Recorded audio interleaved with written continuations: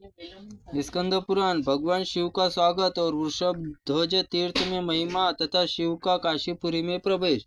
स्कंद जी कहते हैं, तदनंतर श्री हरि ब्रह्मा जी के आगे भगवान शंकर अगवानी के लिए आगे बढ़े। देवादिदेव भगवान वृषभ ध्वज देखकर श्री विष्णु ने उन्हें प्रणाम किया। तत्पश्चात फल सहित भीगे अक्षतों को दिखे हुए ब्रह्मा जी स्वस्तित्व वाचन के लिए हाथ ऊंचे करके रुद्र सुतों को भगवान शिव का स्तवन किया। गणेश जी ने उन्हें चरणारविंद में मस्तक रखकर शीघ्रता पूर्वक नमस्कार किया।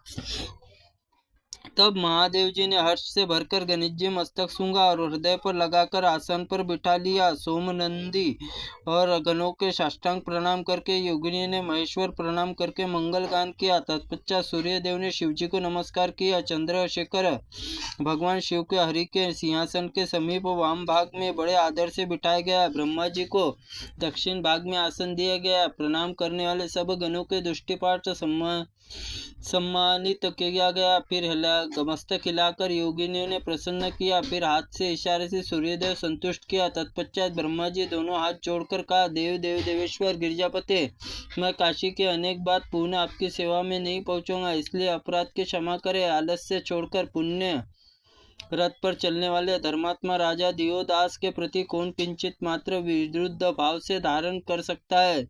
ब्रह्मा जी की यह बात सुनकर शिवजी हंसते हुए कहा कि ब्राह्मण, माँ यह सब कुछ जानता हूँ। आप यहाँ आकर पहले ब्राह्मण बने, फिर ब्राह्मण तो यही है, फिर ब्राह्मण बनना आपके लिए दोष की बात नहीं है। ब्राह्मण बनकर आपने 10 अश्वमेध यज्ञों का अनुष्ठान किया, यह भी उत्तम है। इसके सिवा मेरे स्वरूप की स्थापना करके आपने परम हित किया है। देवेश्वर भगवान शिव के ऐसा कहने पर योगियों ने भी परस्पर एक दूसरे के मुंह देखकर भीतर ही भीतर संतोष की सांस ली। तत्पश्चात चराचर जगत देखने में सूर्यदेव अवसर जानकर भगवान शिव से कहा, नाथ, समीप में काशी आकर मैंने यथाशक्ति उपाय किया, किंतु कुछ भी करने में सफल न हो गया। राजा दियोदास स्वधर्म पालन करने वाले थे, उनके होते हुए भी मैं आपका आगमन निश्चय करके ऐसा जानकर मैं यही ठहरा हूँ। आज चरणों में दर्शन करके मनोरथ पूर्ण वृक्ष फलित हुआ है। सूर्य का वचन सुनकर महादेव जी ने कहा, भास्कर, राजा दियोदास के शासन काल में देवताओं ने प्रवेश नहीं होता, यहाँ तुम पूरी आकर ठहर गए और इसमें मेरा कार्य सिद्ध हुआ है। इस प्रकार सूर्य आश्वासन देकर कृपा निदान महादेव जी योगिनियों के भी उत्तम दृष्टि से देखकर प्रसन्न किया। इसके बाद उन्होंने चक्रधारी भगवान विष्णु की ओर देखकर महामना श्री हरि सर्वज्ञ शिव आगे बढ़े और फिर कुछ नहीं कहा। फिर इसके बाद शिव गरुड़ के मुख से गणेश जी श्री विष्णु वृत्तांत सुन चुके थे, तब में मनी मन इन पर बहुत प्रसन्न हुए। वाणी से कुछ भी नहीं कहा। इस समय गोलोक में 5 गौवें आई है, जिनका नाम इस प्रकार है, सुनंदा, सुमना, सुशीला, सुरभि, कपिला। ये सब पापों को नाश करने वाली भगवान शिव के प्रति वात्सल्य स्नेह के कारण स्तनों से दूध से चुने हुए स्तन रूप मेघ दूध धारा बरसाने के लिए तब तक बरसाते थे जब तक एक सरोवर नहीं भर जाता। पार्वश्यवर्ती लोगों ने एक कुंड भर गया। भगवान शंकर ने अधिष्ठा उत्तम तीर्थ हो गया। महेश्वर का नाम कपिला कुंड रखा गया। तदनंतर महादेव जी आज्ञा से देवताओं ने उसने स्नान किया।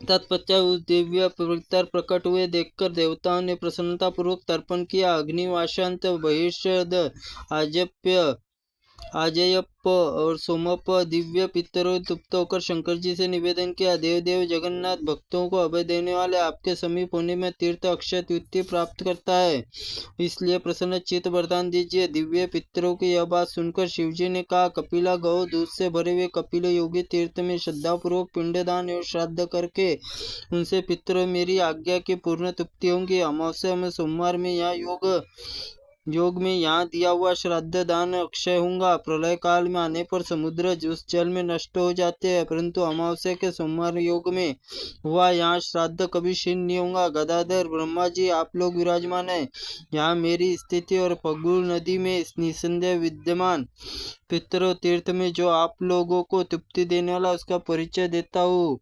इसको प्रथम नाम मधु स्त्रवा है और दूसरा नाम कृतकुत्या और तीसरा नाम क्षीरसागर है।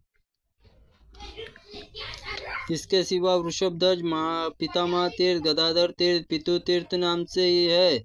इतना ही नहीं, कपिलधारा, सुखाग्नि और शिव गया नाम से भी इस शुभ तीर्थ को जानना चाहिए। पितरों में इस तीर्थ में 10 नाम बिना श्रद्धा तर्पण किए हुए आप लोग तृप्ति देने वाला है। जो लोग पितरों को तृप्ति करने की इच्छा से सूर्य चंद्रमा संगम अमावस्या अवसर पर ब्राह्मणों को भोजन करवाएंगे, उनके द्वारा दिया हुआ श्राद्ध अक्षय होगा। जो पितर तृप्ति के लिए यहाँ श्राद्ध कपिला गौ दान करके उनके क्षीर सागर तट पर निवास करेंगे। जिन्होंने वृषभध्वज तीर्थ में वृषो सर्ग किया, उन्होंने पितरों को अश्वमेध यज्ञ में पूरो षडाश तृप्त कर दिया है। पिता के गोत्र माता के पक्ष में जो लोग मरे हुए वहाँ किया हुआ पिंडदान अक्षय तृप्ति देने वाला होगा।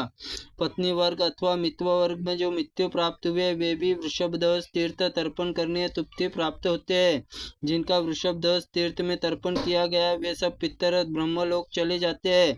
यह सब तीर्थ सतयुग में दूध से भरा रहता है, त्रेता में मधु से और द्वापर में घी से भरा होता है, कलयुग में यह जल से परिपूर्ण रहता है। यदि भी शुभ तीर्थ काशी के सीमा के बाहर है तो वहाँ मेरा सामीप्य होने के कारण काशीपुरी भीतर जानना चाहिए।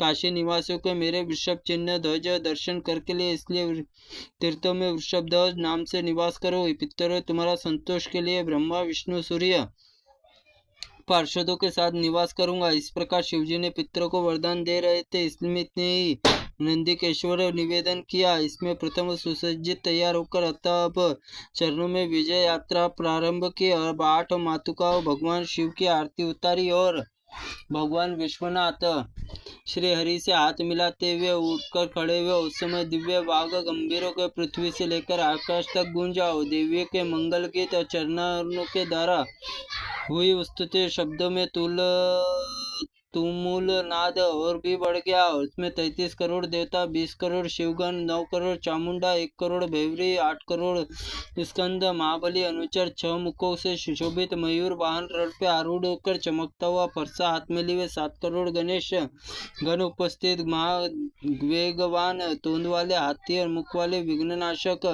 86 ब्रह्मांडवादी मुनि इतने गृहस्थ वहाँ आए थे। 3 करोड़ पातालवासिनी नाग, 2 करोड़ शिव भक्त, दानव दैत्य 8 लाख, गंधर्व 50 लाख, यक्ष राक्षस 2,10,000, विद्याधर 60,000, सुंदरी दिव्य अप्सरा 8 लोग, गौमाता 60,000 गरुड़, नाना प्रकार के रत्नों से भेंट देने वाले 7 समुद्र, 53,000 नदियाँ, 800,000 पर्वत, 300 वनस्पतियाँ, 800 दिग्गज, यह सब स्थान पर उपस्थित पिनाक पानी महादेव जी विराजमान थे। इन सब के परम संतुष्ट भगवान शिव इधर उधर से अपनी स्तुति सुनते हुए रथ पर आरूढ़ होकर काशीपुरी में प्रवेश किया। उसके साथ गिरिजानंदी उमा भी थी।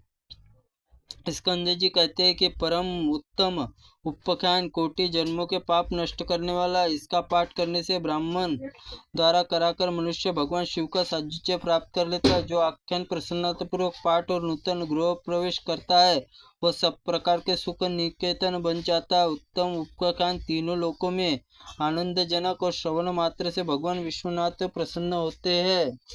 त्रुटिपूर्ण वाक्य के लिए भगवंत आप हमें क्षमा करे। ओम नमः शिवाय नमः। ओम स्कंद पुराणाय नमः।